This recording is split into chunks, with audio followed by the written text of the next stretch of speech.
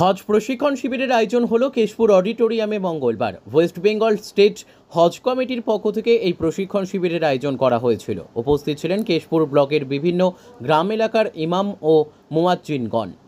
প্রশিক্ষণ পর্বে উপস্থিত ছিলেন deputy magistrate and deputy collector doctor Ali Mohammad Wali Ullah, Keshpur ব্লকের জয়েন্ট বিডিও সৌমিক সিংহ, কেশপুর পঞ্চায়েত সমিতির সভাপতি চিত্তরঞ্জন গড়াই, কেশপুর ব্লক তৃণমূল কংগ্রেস সংখ্যালঘু সেলের সভাপতি শেখ হাবিবুর রহমান, সংখ্যালঘু দপ্তরের জনপ্রতিনিধি ও আধিকারিকরা।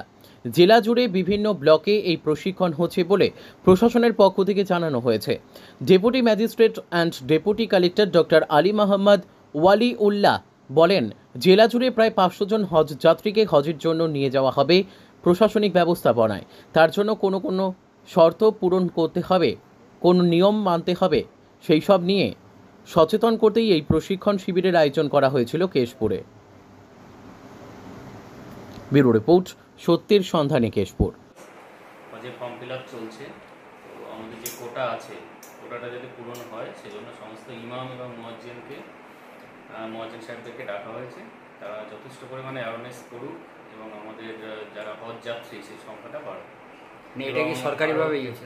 এটা অবশ্যই সরকারিভাবে, এবং আরও কিছু যেগুলো নিয়মকানুন যেটা আছে, রুলস রেগুলেশন, সেটাও আমরা আলোচনা করলাম।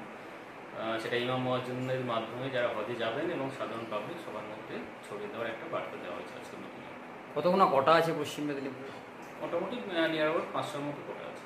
500 কোটা। তো মানে প্রত্যেকটা জায়গাতে আপনারা যে এই করছেন নাকি? মোটামুটি জেলাতে একটা অ্যাওয়ারনেস ক্যাম্প হয়েছে এবং প্রতিটা ব্লকে হচ্ছে।